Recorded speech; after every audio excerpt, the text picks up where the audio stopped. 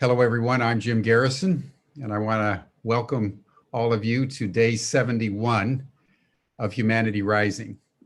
Every day since the 22nd of May, Ubiquity University and upwards of 350 organizations from around the world have come together to sponsor really an open space every day between 5 and 7 o'clock p.m. Central European time, so that people from around the world can come together and discuss how they're faring as we all navigate through this extraordinary pandemic, and how we can come together strategically to ensure that people of goodwill can enhance their practical effectiveness in the world.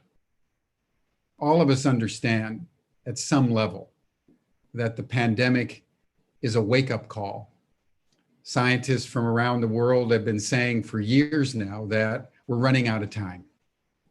And this next decade, in fact, these next several years, are critical in determining whether the world as we know it is going to survive, or whether runaway climate change and a host of other global crises will essentially make human life on Earth extremely challenging, if not impossible. So we have our work cut out for us. And Humanity Rising was convened by Ubiquity University and all these partners so that we at least have an opportunity to come together on a daily basis. So thank you for joining. We are live streaming to between 30 and 40 of our partners. We're going out to upwards of 15,000 people a day, so that we're confident that more and more people are being drawn into this conversation.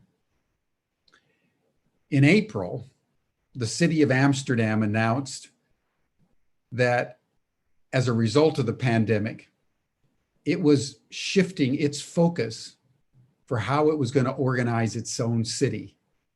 The city of Amsterdam, one of the major metropolitan centers in the world.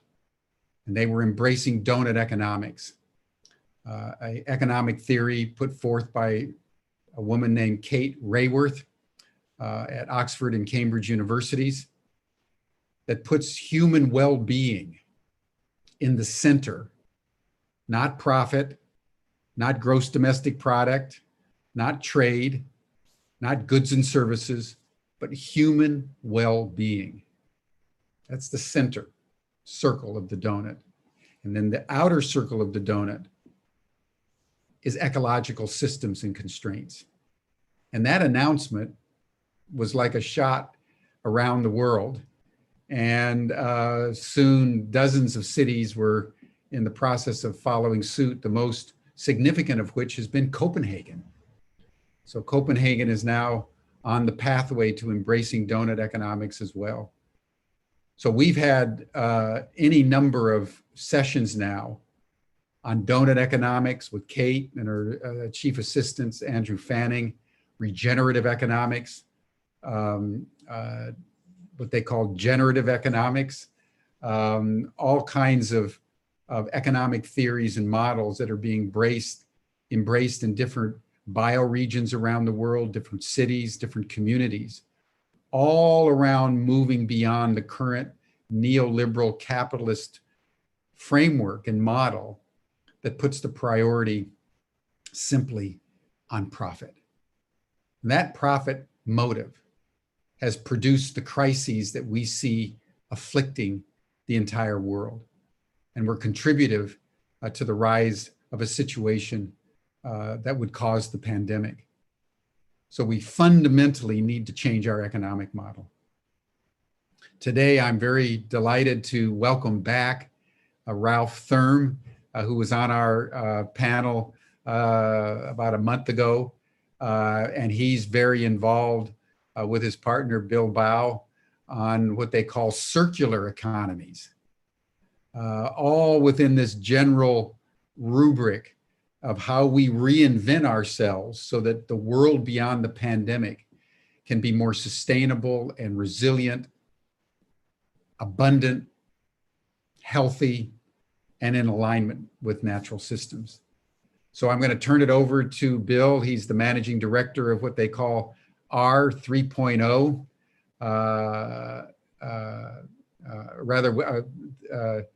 I would turn it over to Ralph, excuse me. Bill will come second, who's the managing director of R 3.0. So Ralph, welcome back, and I turn the program over to you. Thank you very much, Jim, and we're very happy to be back. Just a couple of weeks ago, when I was presenting for the first time in another panel, we were focusing very much on one of the products of R 3.0, our sustainable finance blueprint. And you've mentioned the circular economy. Today, we will focus on another of our blueprints. That's the value cycles blueprint. And Bill, if you want to start sharing your screen, then we can actually start going into this. And I want to first say something a little bit about R 3.0 itself, so that you all have a little bit of context of who we are, what we're doing, and then we will dive deep today into the value cycles blueprint. So first, to orient yourself a little bit to R 3.0. And I should say that I'm just, sharing this presentation with my colleague, Bill Baue, who's our senior director at R 3.0, and also lead author together with me on the value cycles blueprint. So you get it from, you get firsthand information here. So R 3.0 is actually existing since about 2013. It was really starting from the idea of what's necessary for a regenerative and distributive economy. And our name, R 3.0, really stands for redesign, for resilience of social and ecological systems, and regeneration. And that beyond a baseline of social and ecological sustainability thresholds to or towards thrivability. So the .O, apart from the R3, redesign, resilience, and regeneration, stands for something like beyond a zero negative impact line. So we are a global not-for-profit organization with around 7,000 to 8,000 contacts all over the world. We are pulling together crowdsourced information into recommendations towards what's needed for a regenerative and distributive economy. And here on this slide, you also have a couple of our details. So next slide, please, Bill. This next slide really is a sort of a drive down memory lane already for us. It explains to you how we are structured with regard to the content that we deliver. We have started at around 2015, after a couple of years of soul searching and structuring. We designed a work ecosystem where we said we would look at all of the areas that need to leapfrog towards a regenerative and distributive economy. And we are clustering this knowledge in so-called blueprints. So in the last couple of years, we've already developed a couple of those blueprints, and they all start from the perspective of reaching a regenerative and distributive economy, which is our North Star, as you may call it. And we are backcasting from that ideal and look at these different areas, and then we develop recommendations of where we have to go to. So the first blueprint that we've ever written came out in 2017, was the reporting blueprint. So how would reporting look if we truly wanted to serve a regenerative and distributive economy? That was the first one. The second one, actually, next click, please, Bill. The next one is the accounting blueprint, which then also asks the question, okay, if we want this sort of reporting and transparency, how would accounting look to support reporting that serves a regenerative and distributive economy? The third one actually is the data blueprint, looking at what sort of data architecture do we need for the accounting that then supports reporting for a regenerative and distributive economy. And then if all of that infrastructure is available, how would business models be designed, and how would that be different from the design that we have so far. So that's really sort of the first generation of blueprints that we have been working on. And then the last one, which is going to be displayed here, is our transformation journey blueprint, which is on the one hand sort of trying to consolidate the other 4 blueprints, but also puts that into a step-by-step process how organizations can actually implement that in their own organizations, because that was a question that we got. And now with the next click, you will see that we have more coming. The next 2 blueprints that we're going to release on our conference in September this year is the Sustainable Finance Blueprint and the Value Cycles Blueprint. So the Sustainable Finance Blueprint really looks at how would finance need to actually become sustainable in itself in order to also support this transition to a regenerative and distributive economy.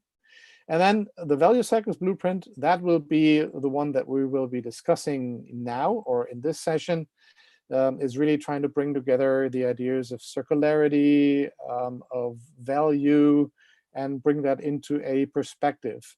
Because we do think that both parts, value and circularity at this moment, are still not serving the purpose. So from that perspective, how do we bring this together into a concise, systemic perspective? And in order to finalize our second generation of blueprints, we will start to work on 2 more. One is called educational transformation, a very important function as well. And then the last one will look at systemic governance and funding. That's in the conceptual phase at this moment. So now you know a little bit our work ecosystem, what we have delivered so far. And we will now start to talk about our Value Cycles Blueprint for about an hour. So Bill, take it away for the next couple of slides. Great, thanks, Ralph. Good to be with you all. The Value Cycles Blueprint starts with the question of whether we are in a value crisis. And this is an opinion from Peter Tunjic, is a corporate lawyer looking at business models from a thermodynamic perspective. And what he recognizes is that essentially our business model and economic system seek to create money as if that is creating value. But what he points out is that transforming the other capitals, so natural capital, social capital, et cetera, into money is actually an inefficient process where we end up with more money but less value. And this is at the core of neoclassical economics. It's a paradox. And that paradox is leading us to a value crisis. So that's what we see as the sort of foundational problem that we're approaching. As solutions, one of the speakers at our conference this year and in 2018, James Quilligan from Economic Democracy Advocates, says that what we need to do is something we've never done before, which is create a system of value that is equitable, sustainable, and inclusive. And that will entail an awakening of the heart, as well as fulfilling our deep-seated yearning for interconnectedness, both in the present and intergenerationally. We'll come back to some of these terms shortly. Also, many of you probably know Mariana Mazzucato, author of The Value of Everything. She sees value creation as inherently not individualized as the myth that we pursue nowadays. And she sees that this notion of collective value creation is at the core of a new economics, economics of hope.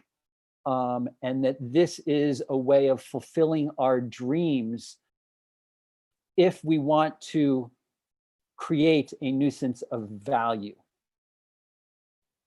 So what we say about this move from the value crisis that we're in right now is that our dominant conception of value basically places a price tag on life in order to chase the ghost of perpetual progress.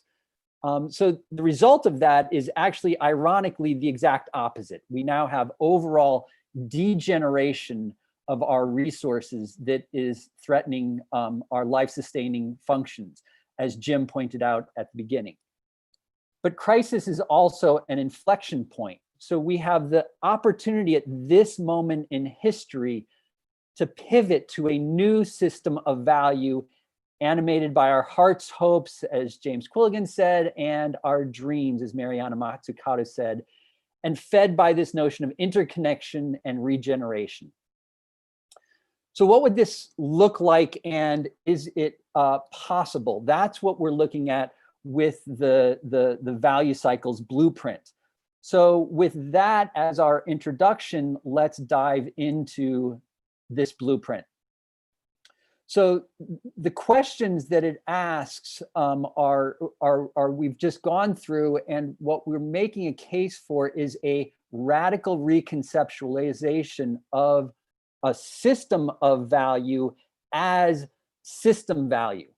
And we'll say more about that. In other words, that value must be created systemically, created across all systems, ecological, social, economic, and others, spiritual, for example. That's the notion of system value that we'll dive into deeper in this webinar. We also talk about the need to transcend our current infatuation with circularity. Circles are very important in nature, but nature also works in cycles as well as spirals. So one of the things that we look at is moving from our system right now, our economic system that's predicated on value chains that are linear, into the circular economy, which is circular, and we call for the transcending of that into the notion of cycles and spirals. The key to this is the notion of proportionality or fractal design, so that we can see a line at one level, a circle at a next level of scale, a cycle at the next level of scale, and a spiral at the next level of scale. So just a quick outline of the blueprint, and I'm going to pass it over to Ralph to take us through that. Yeah, thank you, Bill. So we're trying to develop sort of a red thread in the blueprint. So first of all, of course, there's an introduction to both of the main questions here. What is value and what are cycles? And then a second chapter would go deep into the question of value. So we'll look at the classical discussion around shareholder value, the prolongation of that as shared value, new ideas around valuism and valuation, impact valuation, and then we'll come up with our perspective around what we call system value. And that, for people in the sustainability world, is sort of a very important sort of prompter that you need to look at, connected with the question, when is something of value sustainable? And that is where you need something like system value, because impact valuation would fall short of that, of answering that question. And then we also just capture from the sort of personal level also intrinsic value as well. Then we look into the aspect of cycles, also looking back into sort of economic theory, the typical Porter value chain, the new ideas around the circular economy, but also connected with the question, is that in the way as it is presented right now enough? Does it guarantee that what is circular is also sustainable? So there are important questions connected to that. And then we take it even further towards thermodynamic accounting and something that's called bioregional circulation, to ending up at what we call a cyclical economy. And that also draws to what Bill was already saying about the different sort of buildups of how value is created. Then we try to synthesize that in a chapter that we call value cycles. We pull together systems, value, and cycles for regeneration and thrivability. As I said, we're always backcasting from such an ideal and then try to see what is necessary to get us there.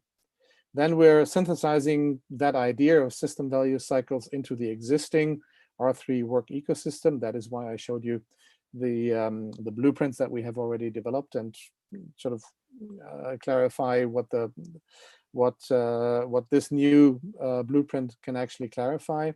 And then we develop a baseline of how do we see a regenerative and distributive economy looking like in one system. And then we make recommendations.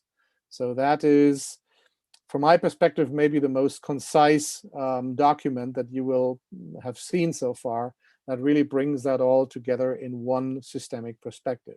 And here's just an overview slide that brings that into sort of a visual, the value part, the cycles part, and then combining that into system value and cycles for regeneration and thrivability, and how, based on that, a new economic, ecological, and social system design would look. Bill, back to you.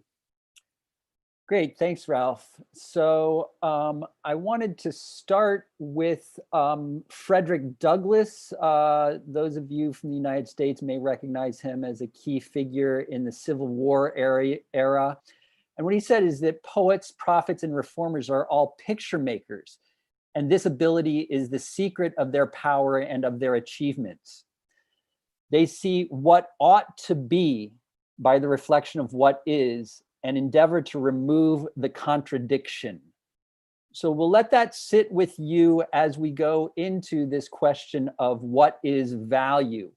Speaking of pictures, we also reference Kate Rayworth that Jim mentioned in the intro. We'll come back to her throughout. And she says, if you want to rewrite economics, you need to redraw its pictures, because we stand little chance of telling a new story if we stick to the old illustration. So the idea here is that in order to make the kinds of transformations we're talking about, we actually need to create new mimetic graphical understanding, new ways of seeing literally. So how does this relate to value? What we did is we went back to probably the foremost thinker on the question of value, Everett Hall, and he published these books mid-century, last century. And the main thing, the distillation that he had on value theory is this definition, that value equals claims embracing the fitness, the desirability of a possible fact. Okay, so we'll let that sit in and unpack that and see how that helps us. But the idea here is we want to set what's the most fundamental definition of value. So when he says that he starts with the notion of facts. So fact claims are claims about the way things are in the descriptive sense. This is, this hand exists, in other words. Value claims are claims about the way things ought to be in the normative or evaluative sense. And notice that the term value is in that word evaluation. So sometimes facts align with values. So what is also what we see as fit and desirable. And so in that sense, value is realized. But other times, facts do not equal values. So what is does not match what ought to be, and value remains aspirational. So you'll notice that's essentially what Frederick Douglass was saying, that these visionaries are people who see things as they ought to be and sees how things are and seeks to remove the contradiction and create harmony between those two things. So one of our partners, Mark McElroy, noticed that this is versus ought, which really is a notion that goes deep into history of philosophy. David Hume in particular talked about this. So this is the sort of Is versus ought is a long-standing conceptual framework. He framed it as an equation, a quotient, if you will, where is the numerator and ought is the denominator, and what our goal is to create equivalence between them. Again, where is equals ought. So at the individual level, what's considered value of value, what's fit and desirable may vary. So we recognize that, you know, there are many different perspectives in the world, many different definitions of value. But at the collective level, we do need to have, based on ethical parameters, some shared baseline agreements on what's of value. In other words, what's fit, what's desirable, what ought to be. And when we think about that, the universal notion is really, what are the conditions conducive to our continuation? So where is it that what is aligning with what ought to be is not trivial, but rather absolutely vital? So for us, it's really the question of sustainability that's the baseline around which we need to define what is of value, because sustainability is this ability to persist, this ability to continue that Jim called into question at the beginning of our session, or rather Jim articulated the fact that we as humanity, our actions are calling this into question. So how do we translate this quotient into a sustainability context? We do so with what's called the sustainability quotient. This colleague of ours, Mark McElroy, took the is over ought equation as a means of expressing it vis-a-vis sustainability. So S equals A over N, where sustainability equals actual impacts. That's what is, over normative impacts. That's what ought to be. And these are impacts on the carrying capacities of vital capital resources. So we will need to unpack that notion, particularly of what are the actual impacts in the world and what would those impacts need to be in order to be, at the very least, sustainable. So what's our numeration over our denomination? Let's take a closer look at that. So first, the question of carrying capacity is most succinctly defined in this book, Overshoot by William Catton from 1980. If I could recommend reading one book, this would be it. This is a very key book. It draws on the Limits to Growth since that Limits to Growth 1972 report from the Club of Rome that also talked about carrying capacity but didn't define it so nice and succinctly like this as the maximum supportable, permanently supportable load. And overshoot is growth beyond carrying capacity, which leads to crash or die off. And so that gives us a sense of what the consequences are. Many people believe that we are in the realm of overshoot and collapse right now. So the stakes are high.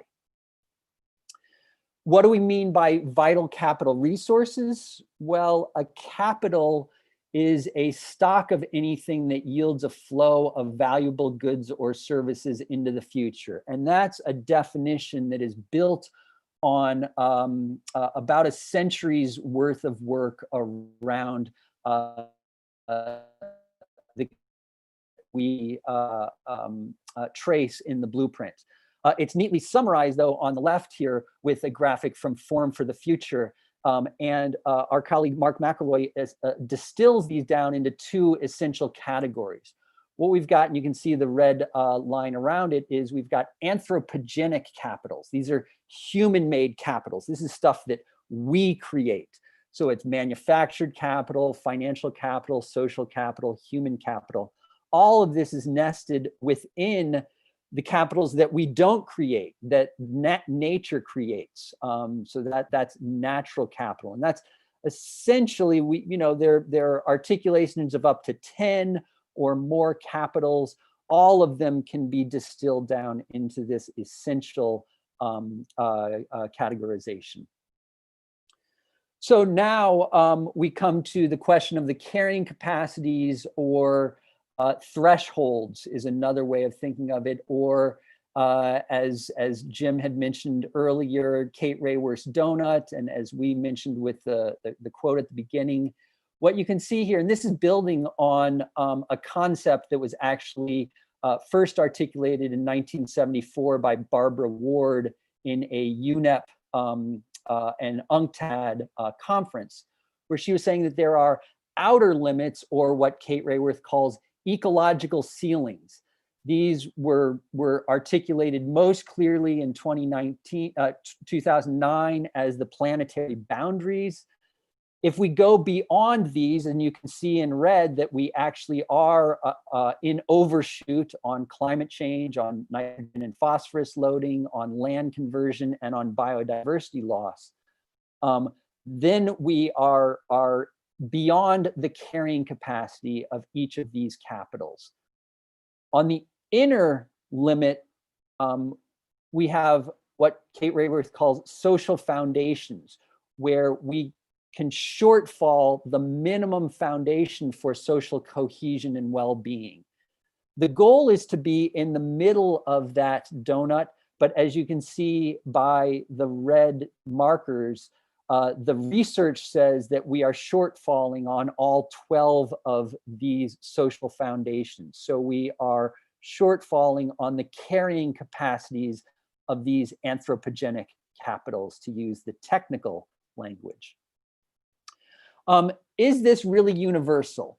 We tested this with recently this Maori, which is an indigenous tribe in New Zealand, and Tana Bosadine, who was one of the creators of this conceptualization of the donut in Te Reo Maori terms, is going to be speaking at our conference.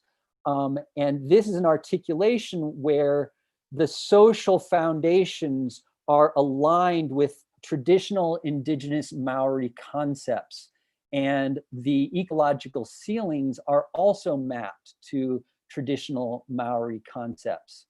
And you'll notice that in the middle is a spiral, which all traditional Maori homes have a spiral inscribed in them as a reminder to the fact that Gaia, or the earth, that is the foundation of our well-being and of our life, operates in these spirals.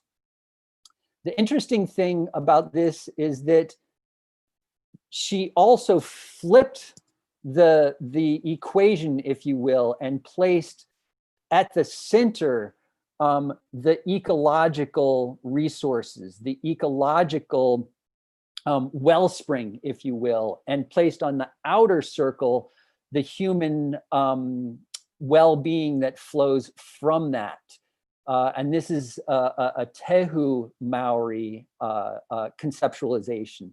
So this is all meant to validate that these are not concepts that are just specific to one or another culture. They actually translate across human cultures.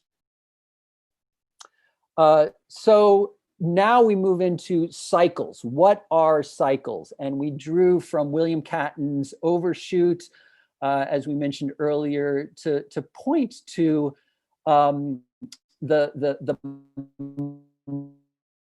cooperation that is implicit in the circulation of carbon, the carbon cycle, if you will, between the two big kingdoms, plants and animals. In a climax or normatively ideal community, the organic fixation of carbon by photosynthesis is in balance with the return of oxidized carbon to the atmosphere's respiration. So the point we're making here is that nature inherently creates this balance through cooperation and circulation in cycles. And I hope that you see that we're returning to the ideas that we started at the beginning. Mariana Mazzucato talking about interconnection, reflected here with the notion of cooperation. So we believe that lasting value for all is created cyclically and systemically. So that's the assertion that we make at the outset. In order to take a look at these cycles, we thought it was interesting to and useful to see that cycles are not just in nature, but actually human systems work in cycles. And so we point to the knowledge life cycle, where knowledge is constantly created and then tested, and then knowledge which proves useful, knowledge that seems to align with facts, assertions of value that align with the real world, are then retained, and knowledge that doesn't survive this test is set by the wayside. And this is an example of a kind of double loop learning. So single loop learning is where you're just looking at the action and the consequences. Double loop learning looks at what are the governing variables. So it takes one step back and actually assesses this action cycle, if you will. We actually can step one step back from that and look at what's called triple loop learning. And this is drawing on the work of Chris Aguirre and Donald Schoen, who established the idea of double loop learning and pointed towards the idea of triple loop learning. In single loop learning, we're asking, are we doing are we doing things right? Double loop learning is, are we doing the right things? And then we have to step back even one step further and say, how do we establish rightness? That's really what value is about, is establishing rightness and looking at what are the boundaries. Are we actually not looking at the right boundaries here? And we would say that much of the work in so-called sustainability isn't actually looking at those threshold boundaries that we just talked about in Kate Raworth's Doughnut. So that brings you through one example of a cycle in human systems vis-a-vis knowledge. We're going to take a look at other cycles going forward, but I want to pass it back to Ralph for this. Just set up the general idea of value and cycles. Now we're going to take the deep dive. So Ralph, over to you to just lay out what we're going to be going through. Yeah, exactly. So we will start with what is sort of the rule of the land at this moment, very often still shareholder value. We will look at shared value as a prolongation of that.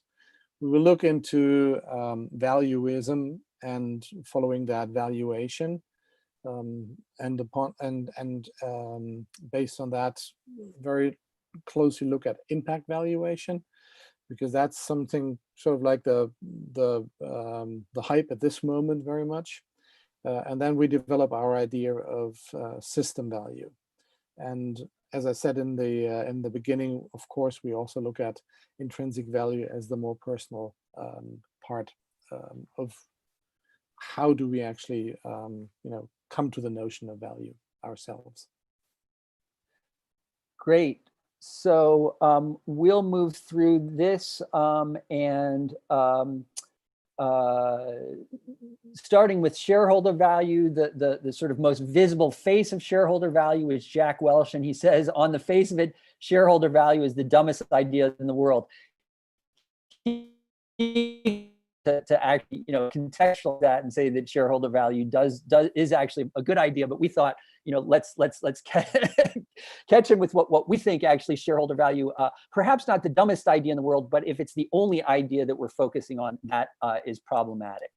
Mariana Mazzucato comes closer to our idea here that shareholder value theory is a destructive idea that companies should be run solely for the benefit of shareholders. We question that notion, and to demonstrate that, we're going to take a look at probably the foremost academic critic of shareholder value, Lynn Stout, who recently passed away after a distinguished career at Cornell University. So this notion of shareholder primacy, that's sort of the idea behind shareholder value. She, in her key book on this, points out that it's an abstract economic theory that actually lacks support from history, law, or even empirical evidence. And it's even the idea of a single shareholder value, a single notion of shareholder value, is intellectually coherent. This actually not only harms all of us, it actually harms shareholders as well. She points out that, you know, the idea of profitability for one shareholder in one period of time just can't play itself out collectively over the long haul. So that's our summation of the critique of shareholder value. Of course, due to time, we're not going to go into full depth on this. We invite you to check out the blueprint itself for a deeper dive on that. We're just wanting to establish the concepts here at the outset. What this moves into is Porter and Kramer. So Michael Porter and Mark Kramer created this concept called creating shared value, which was essentially an attempt to mature the idea of shareholder value and extend it across other stakeholders. The problem, as Kevin Moss, who's with the World Resources Institute, pointed out in an interview with me in 2012, is that it focuses just on solutions that also create financial value. So you still have to create financial value as part of creating shared value. What it doesn't do, it doesn't get us the whole way. He points out there are still some problems which industry and commerce contribute to, but the business's very core is compromised by these problems. So in other words, you can't necessarily reconcile those problems and still generate profit. Sometimes companies have to resolve their negative impacts in ways that don't generate profit, is what he's trying to say. Carolyn Reese has another angle on this critique of creating shared value, where she points out that securing profit is a prerequisite and offering value to society comes second. So this is creating shared value is essentially a win-win model that doesn't look at the problem creation that's at the core of neoliberal economics. That it's essentially a we win, you lose paradigm of externalizing costs that creating shared value is just papering over. She points out that really the core of the capitalist model is hoarding value or money by the wealthiest actors. And this is at the expense of the most vulnerable in our society. So what really is required would be relinquishing some of this financial value in order to share it more equally with those who are most vulnerable. So it isn't necessarily just a win-win proposition.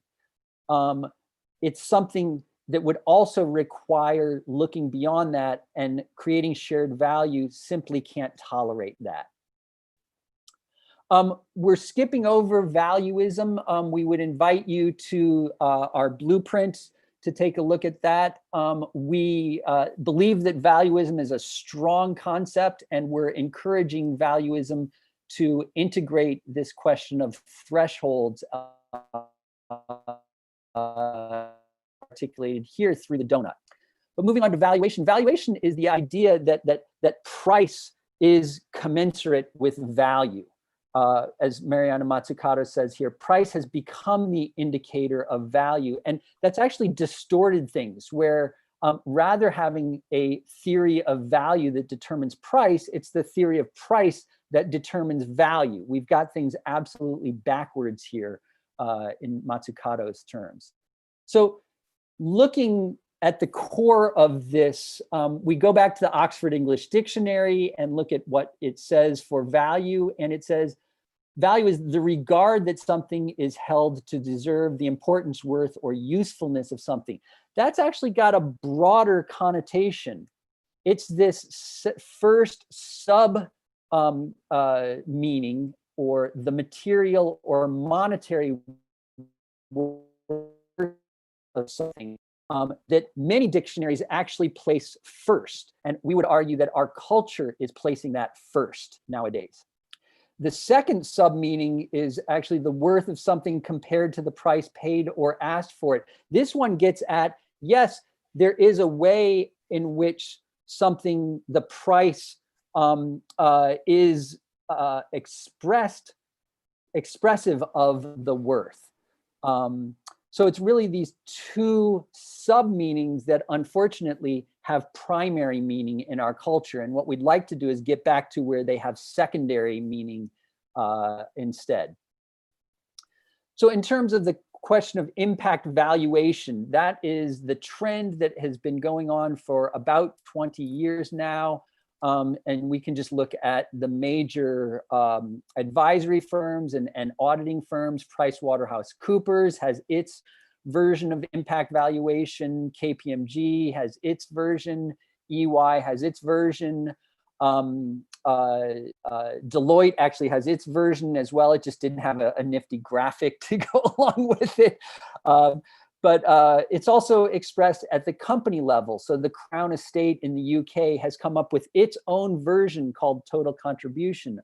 All of these are looking at the social and environmental and economic impacts and trying to get a handle on them by placing a value on them. So it believes that if we just put a price tag on those impacts, that will solve the problem. Unfortunately, we don't think that that's the case. One problem with that is what we call the fungibility of the capitals. In other words, it assumes that you can just swap between impacts on capitals. That, you know, if there's an impact on natural capital over here that's negative and an impact over here on social capital that's positive, well, the positive outweighs the negative. The other thing that's problematic is that it doesn't take into account what we call the carrying capacities of the capitals. So just as boats have carrying capacities where if you overload them, they sink, so too do capital stocks and flows have carrying capacities, as we've been saying throughout. So impact valuation does not address this at all. It's blind to such thresholds. So we're just going to go through this fairly quickly. By pointing out that this is the integrated reporting, International Integrated Reporting Council's octopus. Even though it has 12 legs, it's called the octopus. And it basically says that we have these capitals as inputs. All of these resources are fed into a business model that then transforms them and creates outputs that ultimately generate outcomes in the external operating environment. In other words, it returns these resources to the real world, and it's either preserved value or diminished value, as you can see at the bottom. What's happened recently is that this idea of outcome, we've gone 2 steps beyond that. So BASF and the impact valuation roundtable that it is heading up sees that beyond outcome, there's the impact, or that's, you know, what is attributable of that outcome to an individual organization. And then the final question of, when we look at it at a societal level, what are the benefits and costs and how do those add up? What is the ultimate impact on society? We think that this is a good direction, but there are some problems with it.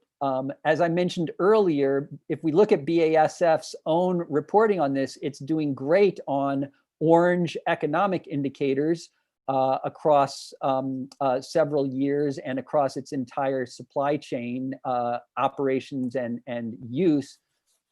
But the green part is the environmental impacts, and as we can see, those are negative across all the entire value chain and across time periods.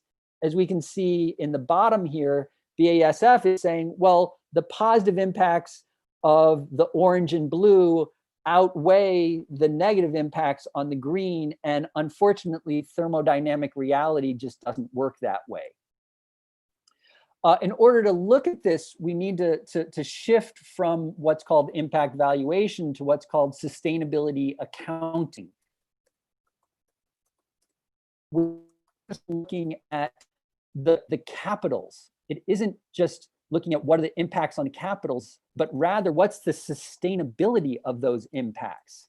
That's the core question. If we're going to place a value on something, we need to place a value on its ability to continue, not just the value of the capitals themselves. So two quick diagrams that demonstrate this. One is from our partner, Mark McElroy, who shows that, on the left-hand side of this, you can place a cost on things as long as there's plenty of it to go around. But as soon as you get to you're moving from your flows into your stocks. So in other words, as soon as you are over carrying capacity, you should actually make that cost infinite. In other words, you should take that out of the market, so to speak. A group from Oxford a few years later essentially said the same thing when looking at natural capital. We can place a cost on natural capital as long as there is plenty of stock of that. But we have to set aside this critical natural capital and price it such that it is that we can't touch it, in a sense, because that is the store that's needed to continue to create the flows. So if we come back to the octopus, essentially we would need to go these 3 steps further from outcomes to impacts to societal benefits and cost, or what we would actually call system value. And so we'll explain that now. Our notion of system value is actually best articulated without even referring to the term system value in this background paper on value creation from the IIRC back in 2013 that Ernst & Young put together. And I'm going to read this because it's really well articulated.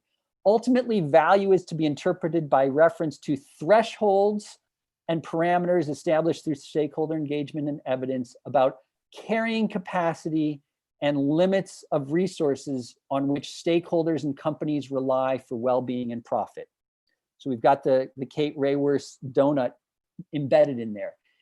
Interconnections between corporate activity, society, and the environment, and the purpose of the corporation should therefore be understood in terms of what the corporation, society, and the environment can tolerate and still survive. That will be the main determinant of value. The challenge will be to reach agreement at corporate, national, and international levels on what those thresholds and limits are, how the resources within those limits should be allocated, and what action is needed to keep activity within those limits so that value can continue to be created over time. Thank you for bearing with me on that, but it really warrants reading this paragraph 58 because we believe that it's a great articulation of the notion of system value. So this is from an outfit that we deeply respect, the Future Fit Business Benchmark. Jeff Kendall, their CEO, came up with this idea of system value that neatly maps to what we've just laid out. That essentially shareholder value looks at business as primary, completely separated from the environments and society, and that you create value for business. Shared value starts to reconcile these, but as you can see, the Venn diagram has a very small overlap. What we need is to see business is actually nested within society, which is nested within the environment. And if we're going to create value, it has to create value across all of those systems. That's the core idea of system value. We've articulated this in our data blueprint. from a kind of flow chart that's similar to the IIRCs, where we have inputs or impacts that are happening at the macro level, at the systems level, at the meso level, at the habitat or portfolio or sector level. And then at the micro level is the company level. You need to take information from each of these levels across the multiple capitals, and this will come from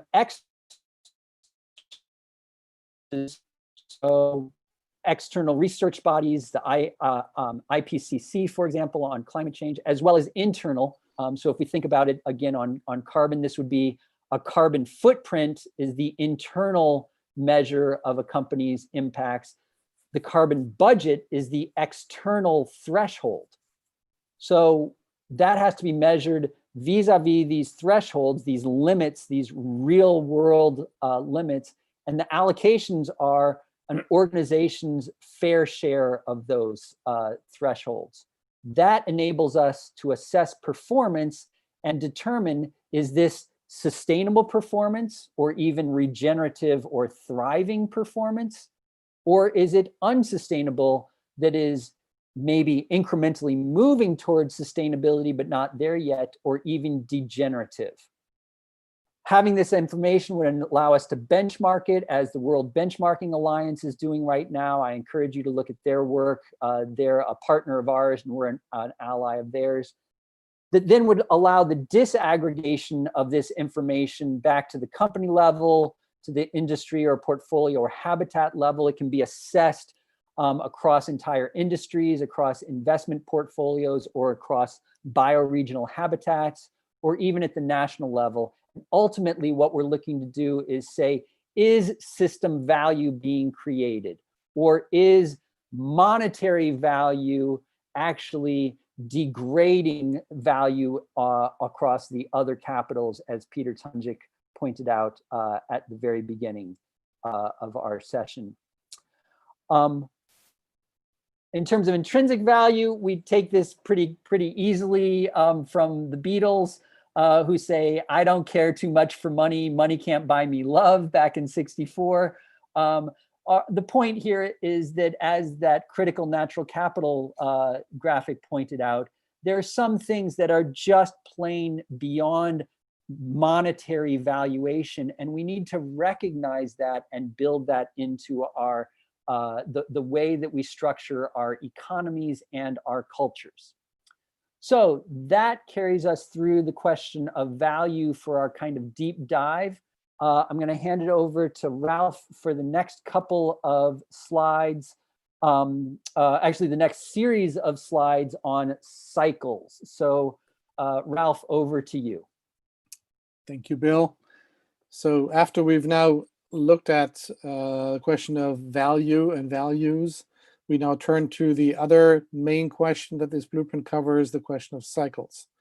We will look into sort of a build out of 5 different perspectives, starting historically with the with value chains, going to circular economy, and then Bill will take it over again for thermodynamic accounting, bioregional circulation, and cyclical economy, which is our perspective of sort of a synchronized systemic view of what's needed for a regenerative and distributive economy. So starting with the classical value chain as known from Michael Porter. I've been an economic student who learned Michael Porter in my management education, and that's 30 years ago. So the typical visual that you see here is one of a throughput economy, more or less, as the basic concept, which has 2 different sort of sets of activities, the primary activities and the secondary activities that help to create the value of that organization. Next slide, please. But times have changed over the last 30 years, and we are now, having learned about sustainability, sustainable development, And this is a slide which comes from a great article from Jane Gamerstead and Edward Stead that I really recommend to you reading in a great book by Thomas Wunder, Rethinking Strategic Management. And they lay out why Porter is not enough, and contrasting Porter's idea of the throughput economy and how to create value with what they call sustainable strategic management. And I'm not going to read through that whole list, but it just simply contrasts the basic economics, the throughput economy, with a more ecological economic based perspective, and then looks at all of these different models. So this is more here to really recommend this article to all of you. The next slide, please.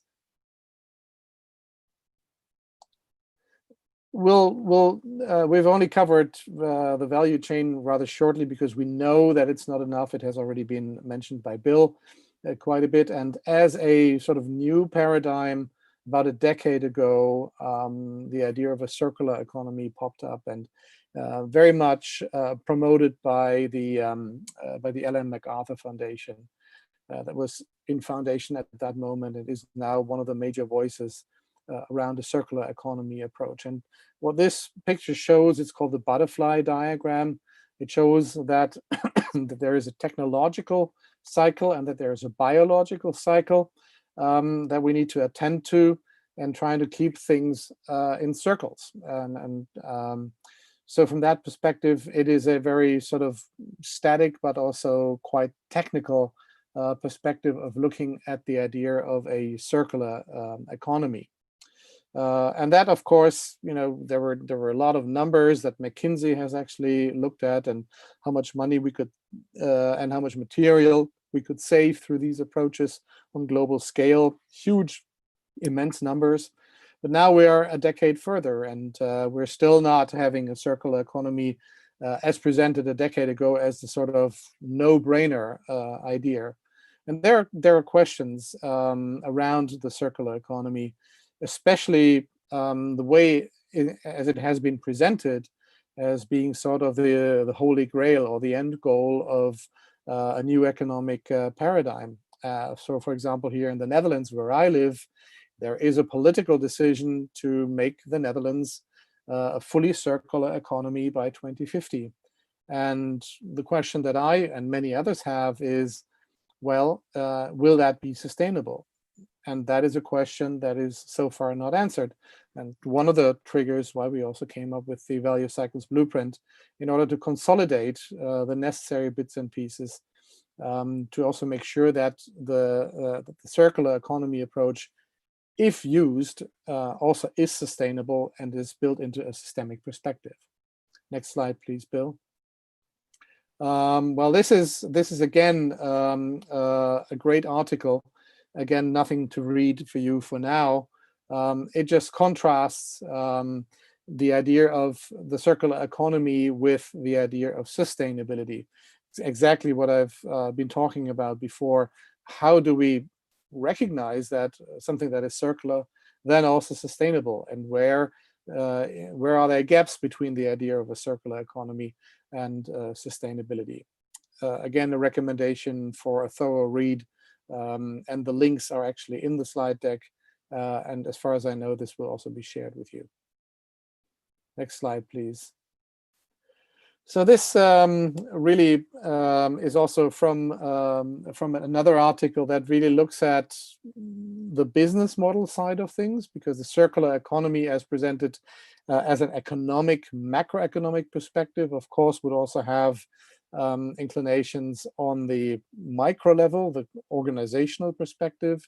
So this is really looking into how business models need to become sustainable business models by also using aspects of circularity. But this article really put sustainable business models right into the middle and make circular business models as a means to an end, and not presenting it as the end goal, which we found very valuable, and included that in the Value Cycles Blueprint because of that reason. And then next slide, please. There's this is a prolongation of that, so to say. from the circular organization to the circular economy, and taking that into account not just only the business model, but also the idea of circular supply chains, because that is the sort of a middle piece of that we have to look at when we try to bridge circular organizations with a circular economy approach into a more systemic perspective. And again, as you see on the right, sustainable development and circular economy can have overlaps or not.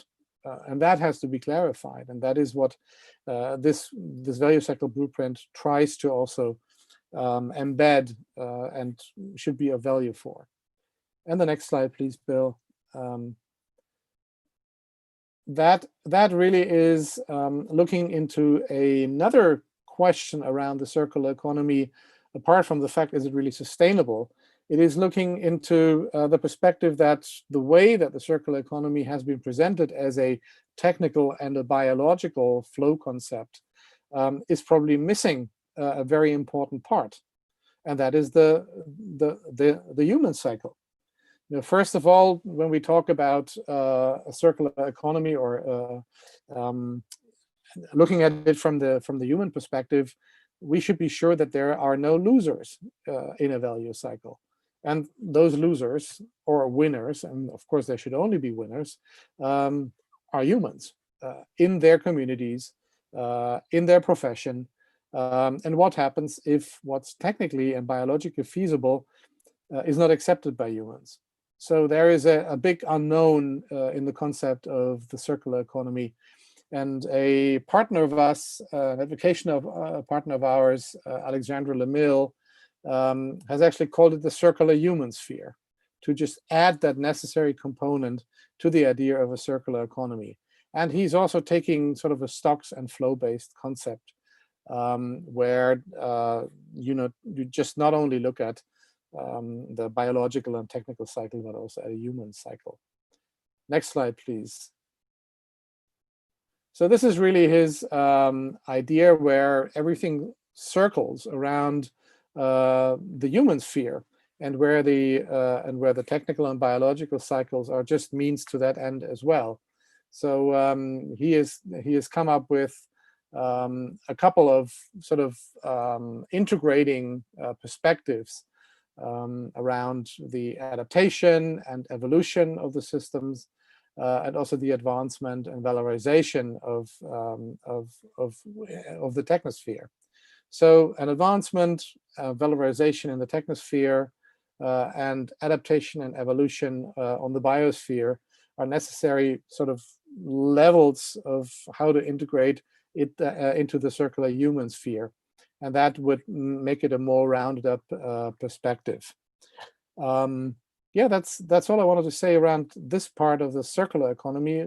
Just summarizing that this is a concept that seems to miss very important parts, and it needs to be embedded into a more systemic perspective around how sustainable is circularity at certain moments, because that is not a given, and therefore the idea of a circular economy can never be the end goal. It can only be a means to an end, to the idea of a regenerative and distributive economy.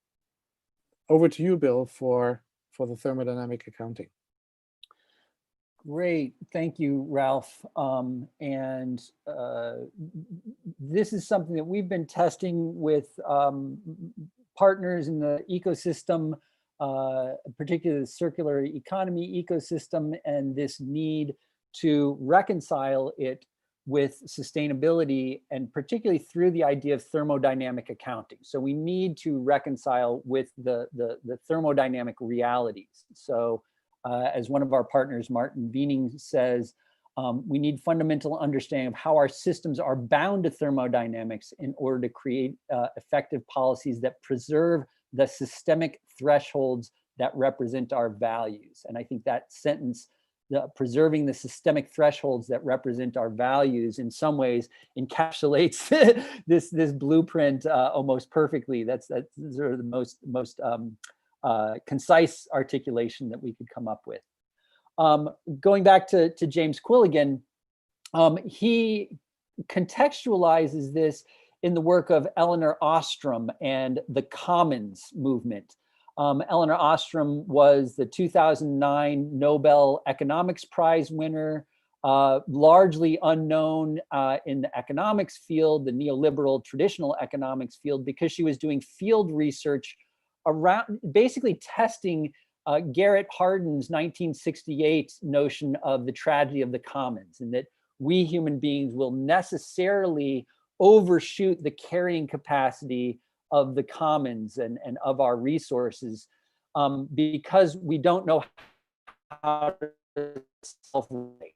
And what Ostrom said is, well, let's go see if that's actually the case. And what she discovered is many common pool resources that were actually governed in ways that retained those.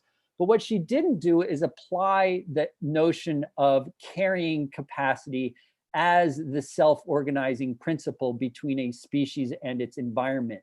And for Quillian, that represents an empirical way of measuring the metabolism of society in order to meet the biological needs through cooperative activity. So you see that the themes are reemerging here again and again, the notion of cooperation. What we're needing to do is, instead of focusing on the market and state, which is where the commons movement is focused right now, we really need to also look at measuring the replenishment of renewable and non-renewable resources and managing them to sustain their yield.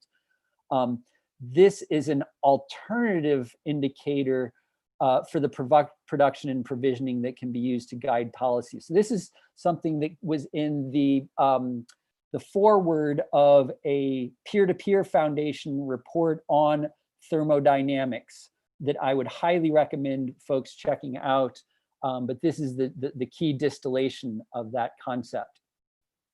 We'll come back to that in a moment, but we wanted to look at this idea of thermodynamic accounting on a bioregional basis. So John Fullerton, the founder of the Capital Institute, actually at our 2015 conference, said that yes, companies and investors are key leverage points, to use the Dana Meadows term. They're key leverage points to create change, but we should also actually be looking at the bioregion as the sphere of focus, because that's the place-based location where impacts actually happen. And a bioregion is defined by its natural geography and the human cultural interaction with that geographic landscape.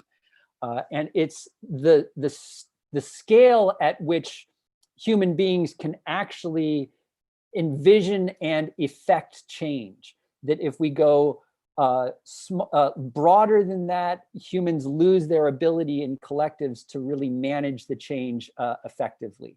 So these are the 8 principles of regenerative economy that form the basis of the Regenerative Communities Network, which is a network of bioregional collaboratives that are working on this idea of creating a theory of value that is regenerative on a bioregional basis by circulating that value at the bioregional level. So in particular, pointing to the principle of robust circulation, as well as in-right relationship and empowered participation, honors, place, and community are all embedded in this notion of bioregional circulation.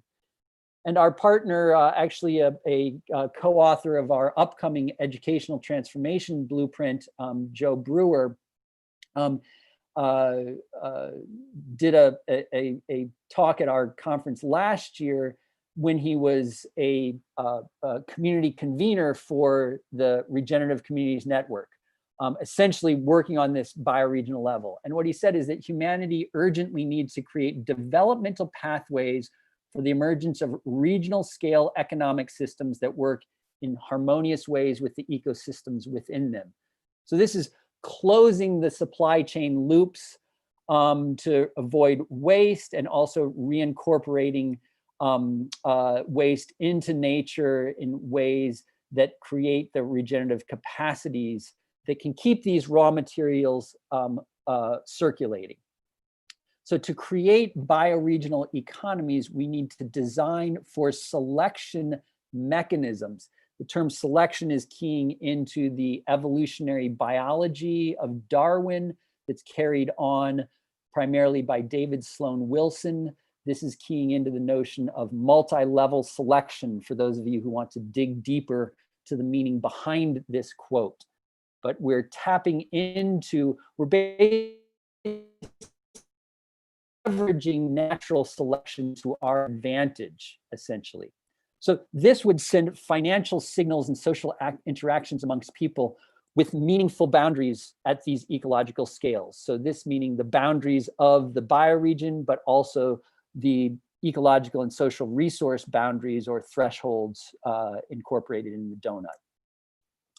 Finally, getting to the idea of cyclical economies. This is John Fullerton, a partner of ours, who in his Regenerative Capitalism paper of 2015 said that regenerative economies are built on nested fractal relationships at many levels. And we're really wanting to focus in on this notion of fractal because it starts to get at how we can reconcile linear with circular, with cyclical, with spiral.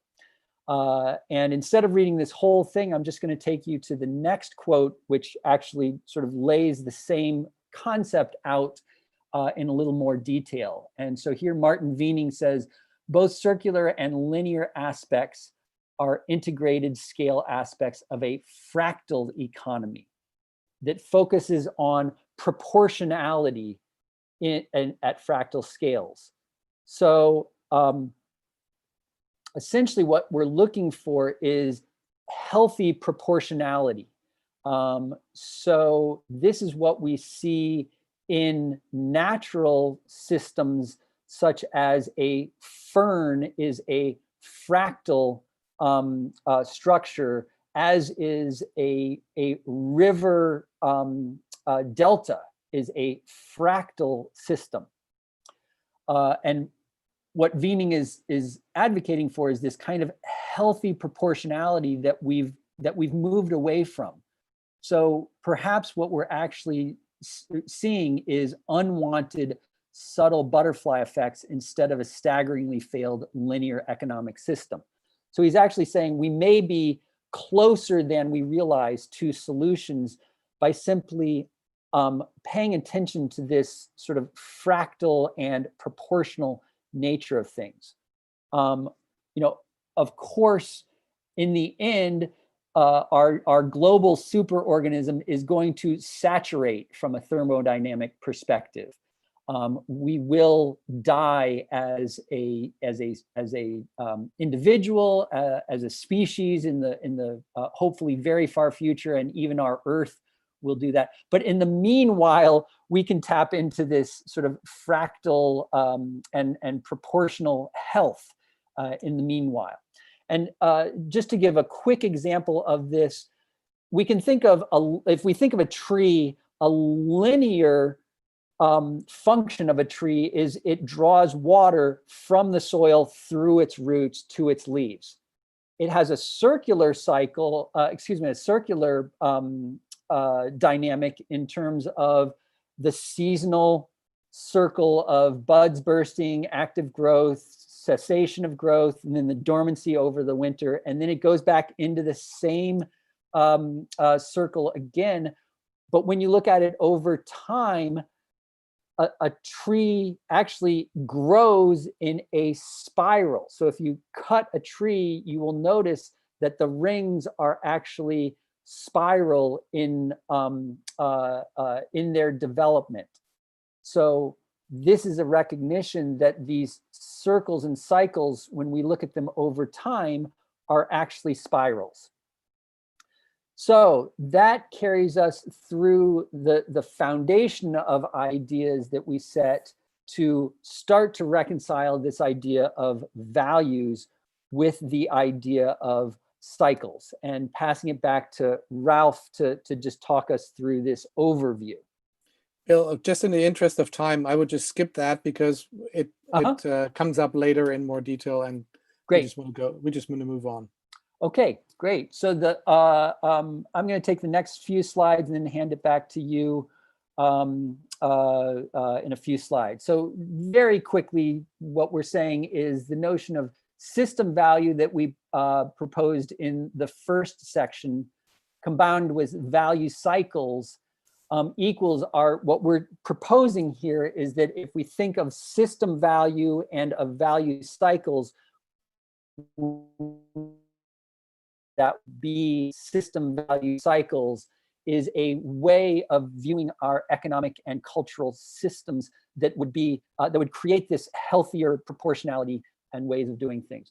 One way that we've looked at this is through our maturation matrix. This is something that we first put out in the reporting blueprint that Ralph wrote in 2017. And for this blueprint, we've actually significantly transformed it to go from degenerative impacts to improving impacts that are on the unsustainable side of the line.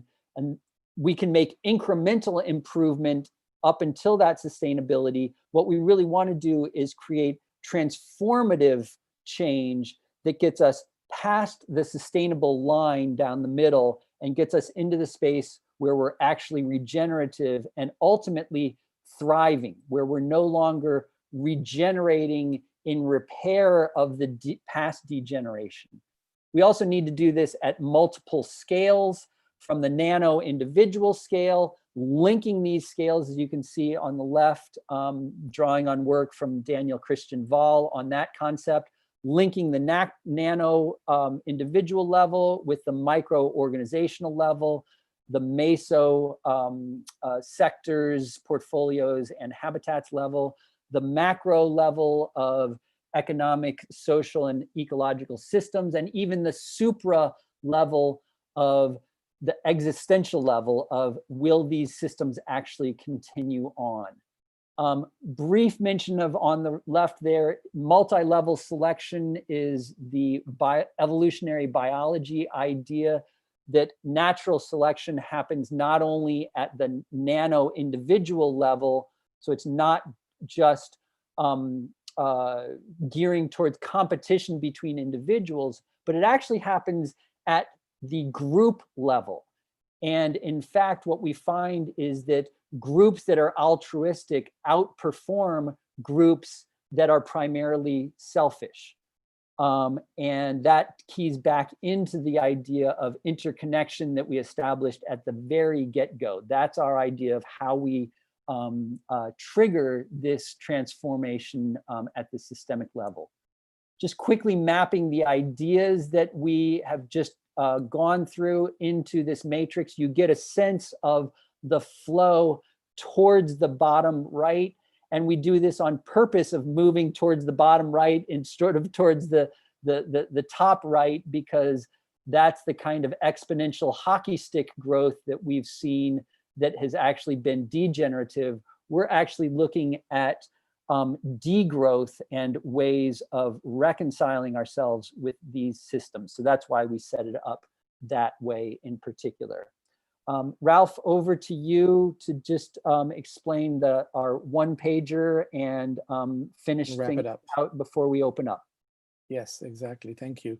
So with all of what you've seen so far, and I've already seen questions of, well, how would that now be implemented and how can an organization sort of deal with these complexities?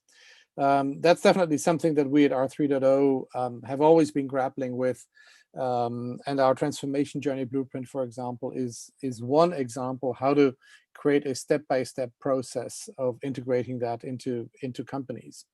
What I want to present just in the last couple of slides before we wrap up is how some of that thinking then also helps to shape this idea of the North Star, as I called it, the regenerative and distributive economy.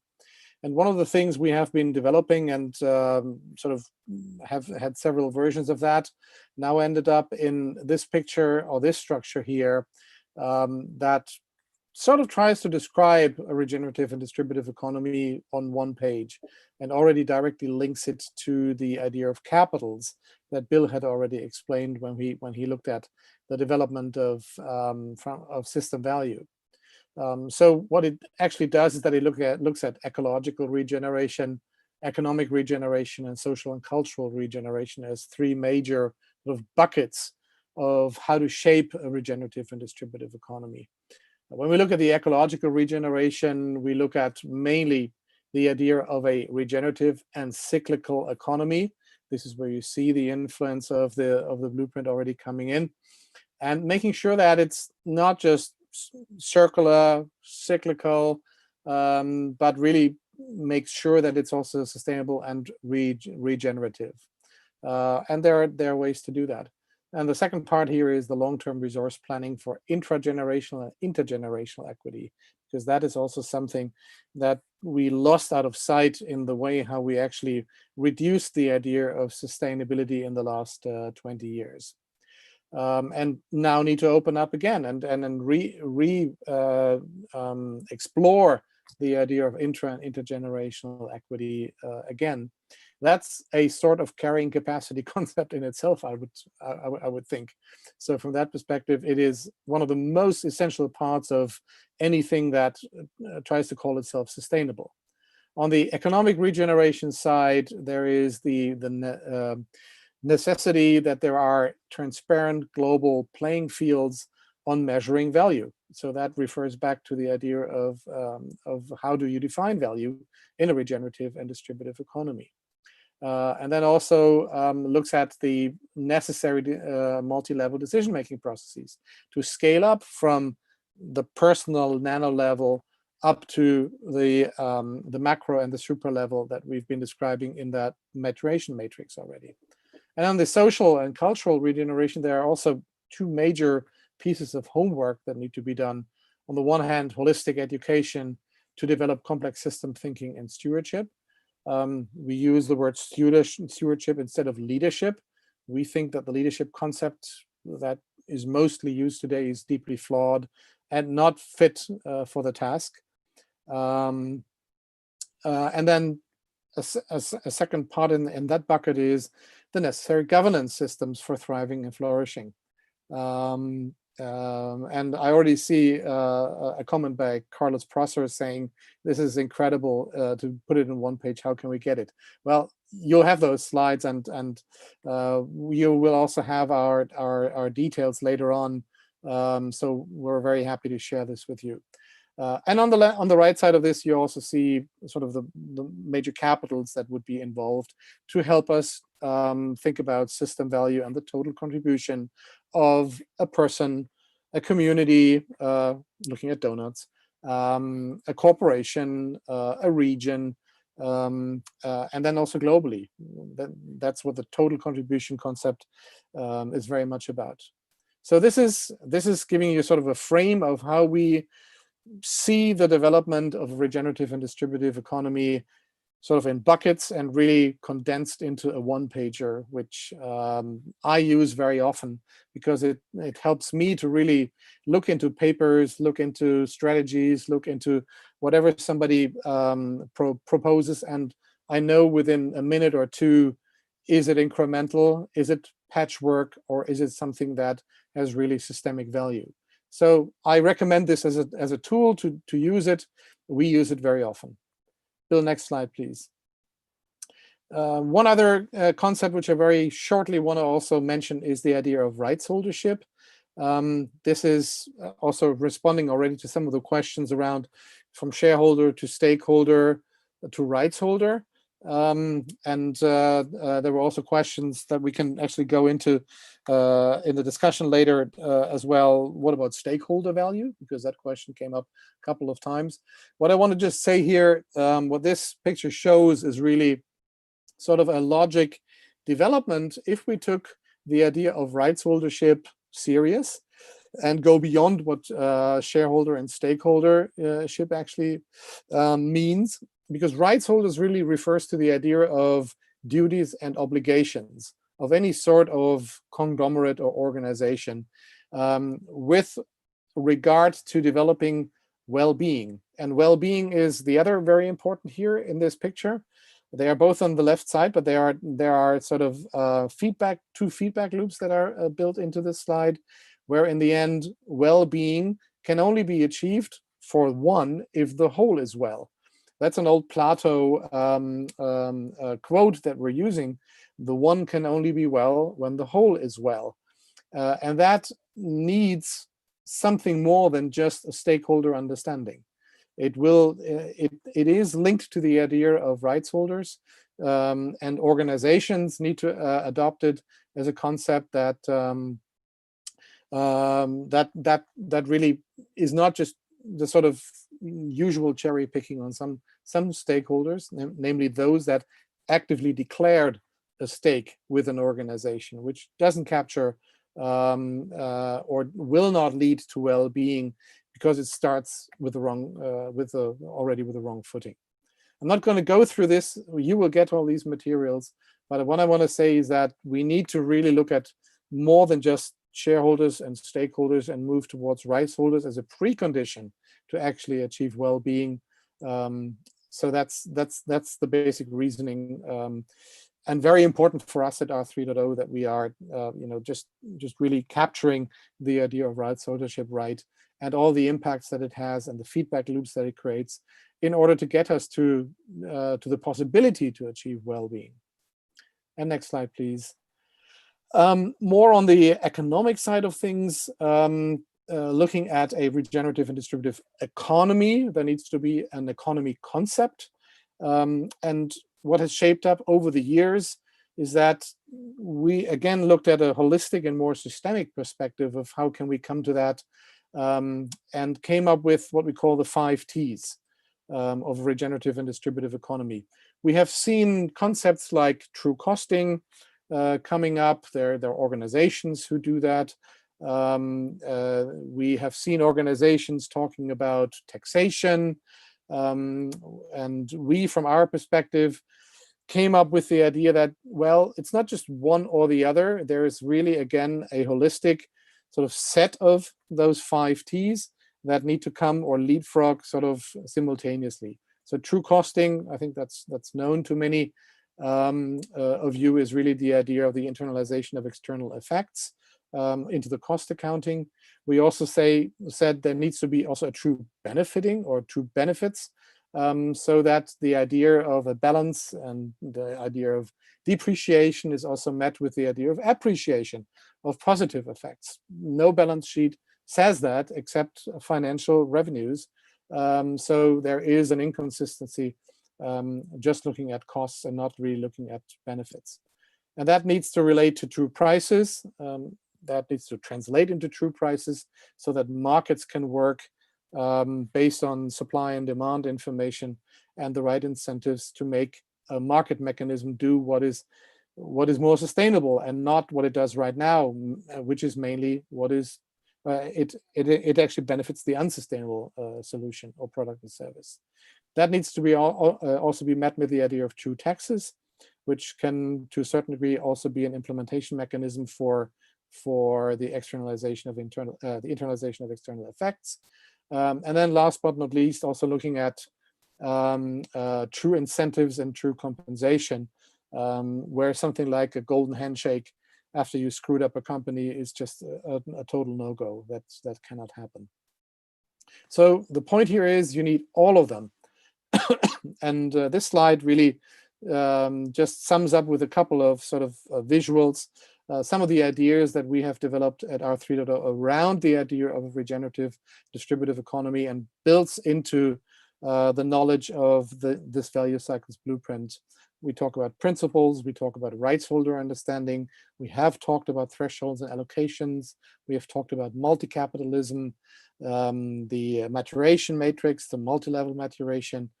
We give people an integral management approach and have this definition of sort of the regenerative and distributive economy in a one-pager. So these are just sorry, these are just tools that are built into our blueprints and create that sort of universe of tools that is necessary for achieving the regenerative and distributive economy. All right, next slide, and this is really the last slide here.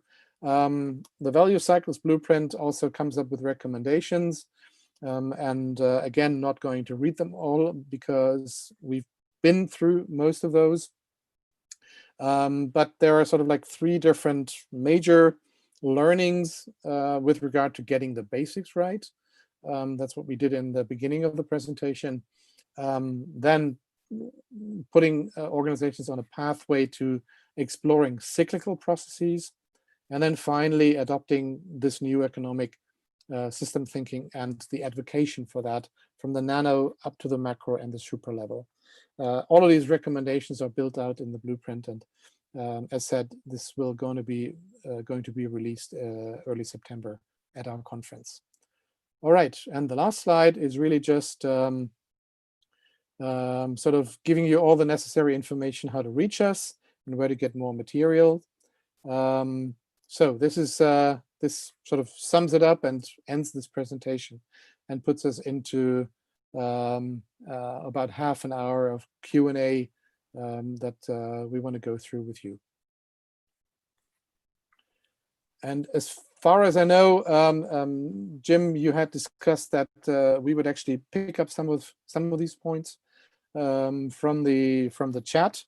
So what I have actually done is that I've been going through the chat, but Jim, you want to? We have about 10 minutes left.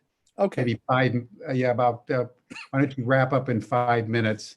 Okay. And then I'll tee up tomorrow. Okay, great. And Bill, then let me just be the facilitator and ask you these questions. Sure. There were a couple that came up. I think one of those I already started to answer, and that was really that's a question by Shannon MacArthur. She brought up this point of stakeholder value a couple of times in her comments, and you know, we have written about that, and it might make sense to say 1 or 2 words about that. So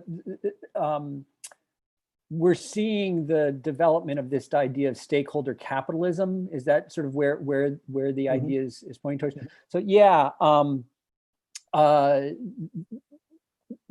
in some ways we welcome this as an expansion beyond shareholder capitalism. And in some ways, I would say that we continue to have some skepticism about the degree to which that is a comprehensive enough transformation. So stakeholder capitalism really emerged in force at the World Economic Forum this past year. It had sort of been seeded by the Business Roundtable in late 2019, embracing this concept. So certainly we don't argue with the idea of stakeholder capitalism, other than we think that we need to go further into rights holdership. But it's really when you peel beneath the surface or look under the hood at what the organizations that are professing stakeholder capitalism, what they're actually doing. And I think that the best example of this is that JP Morgan, whose CEO, Jamie Dimon, is the head of the Business Roundtable, the chair, and they actually had a shareholder resolution. So this is their own shareholders asked them to document proof that they are applying a stakeholder-based approach, and they actually challenged that resolution at the SEC, and it was removed from their proxies. So they're basically saying, we believe in stakeholder capitalism, but when our stakeholders engage with us to ask for evidence that we're doing it, we squelch them. I think that's a perfect example, and I could point to other examples, BlackRock and its advocacy compared to its actual walk, if you will. Its talk-walk ratio is quite skewed. I'll just a quick comment. I did see a comment about Catalyst 2030, and you know, glad to be outreach to. Separate to that, we are in conversation with them peripherally. But other questions, Ralph? Yeah, there was a couple of questions around how could this now be implemented, and especially Elsie Meyer was was bringing up the question how to bring that model into the business practice. I started to answer that a little bit with the transformation journey programs, but you may want to delve deeper on that. Yeah, so I guess one way that we're focusing on particular right now, I'd say that we and many people in the ecosystem are working predominantly in both top-down and bottom-up ways. From a top-down perspective, a lot of our work is focused on getting a mindset and paradigm shift towards conceiving of our economy as working within the ecological and social thresholds. And that's something that a lot of initiatives that purport to be about sustainability actually don't go quite that far. So we're doing quite a bit of work around taking that next step to actually define these thermodynamic ecological thresholds and the ethical social thresholds. We're also working on a bottom-up level. So I mentioned the Regenerative Communities Network. We actually, after last year's conference, decided, well, we're gonna engage in that. And so one of the things I did is I launched. I became the catalyst, and now with a whole community of folks in my bioregion, I'm working on a bioregional collaborative here in the Connecticut River Valley in New England.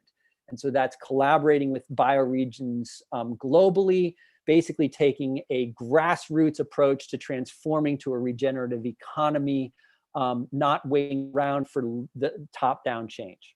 Yeah, Bill, there's one urgent question that has been asked several times, which I want to pick up by Stanley Procras, and that's the connection to seeds. And you may want to answer that a little bit if it says something. Okay, I'm actually, I see here about seeds currency. Oh, and embracing a blockchain technology. Yeah. Okay, I don't know seeds currency directly, but I do, I very much follow the holochain world and alternative currencies and using digital ledger technology. And generally speaking, I think that there's, DLT has the potential to greatly transform our economy because it is a peer-to-peer. So in other words, it's something that doesn't have to be centralized. It is distributed, as the name suggests. So there's a number of different currencies that are operating on this. My own take is that the key to that is that these currencies be connected to our ecological constraints. So one of our partners, James Quilligan, who we mentioned many times, has the saying that our ecological debt, our monetary debt is tied to our ecological debt. So I think that these DLT currencies will have the most profound impact to the degree that they tie into the carrying capacities. And I'll say that at our conference, two of the speakers, both James Quilligan and also Jean Russell, has been working directly with holochain, and she is taking a carrying capacities approach as well. So I'd love to find out more about seeds. I'm sorry that I don't know more about it. So that's a good, I'm glad I got something tangible out of this. Yeah, and I was looking at the feedback of our draft for public comments for the value cycles blueprint, and seeds comes up a couple of times. So okay, we'll stumble over it anyway. Great. Okay, very last question, very short, and that is the question: is the snake above your head real?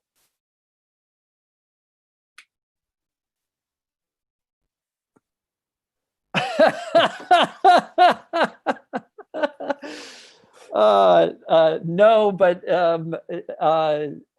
I'm renting this house. This belongs to the owner, and I don't know the story behind it, but it makes for great Zoom calls. So thank you. Okay, Jim, back to you. I think this covered the most important questions. Thank you both so much. You've been positively encyclopedic in your layout of some of the complexities that have to be taken into account. You know, there's a lot of similarity between our completely dysfunctional education system and our completely dysfunctional capitalistic system. in education, the simplest thing to do is just get people to memorize information. Don't worry about anything else. And that's what education has done for the last several thousand years. And one of the reasons why young people are so ill prepared to deal with a complex world. Economics, the same thing. Just make it about who's got the most money, you know, and the guy that dies with the most toys wins, kind of a mentality. And what you folks have done is really show that if you're going to move to true circularity and true well-being and true integration of well-being into the ecology, there are real layers to that. And there are real complexities that you have to hold. Just like what we're doing at Ubiquity, we're moving from just memorizing information to a holistic competency-based system. It's about the head, it's about the heart, it's about the hands, it's about knowledge, it's about personal development, it's about social activism, it's about competencies, not just degrees. Well, when you go into that domain, you've got to deal with the complexities of the human psyche.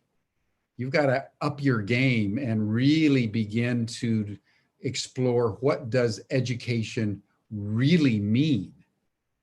And I think Ralph and Bill, what you've done is after a week of, Doughnut and regenerative economics, you've really brought in an 8th and final session on, ladies and gentlemen, if we're really going to do this, we really have to do this.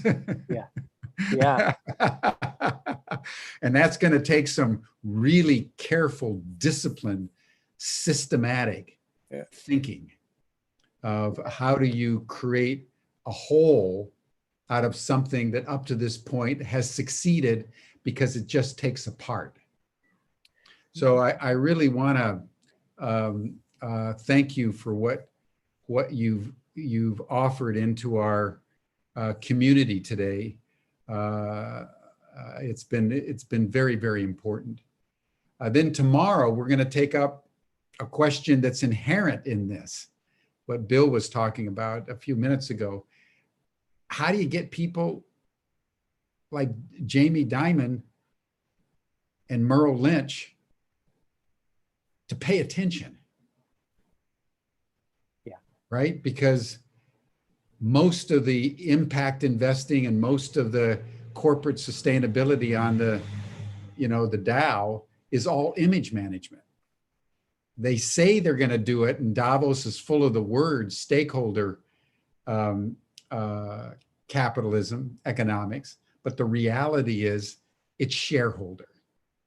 And the stakeholder is just image management, and they'll squelch it every opportunity they got. So how do we engage in a minds transformation that will really begin to open up the corporate and political elites to another way of thinking? Because the consciousness that produced the problem, as we know from Einstein, can't solve it. And that's why we're heading right off the cliff. So we've got Karen Buckley in California, who's convening a panel of all women on this question. That's good after today. Conscious leadership. Conscious leadership to develop new mindsets. So thank you, Ralph. Thank you, Bill. Thank you, everyone.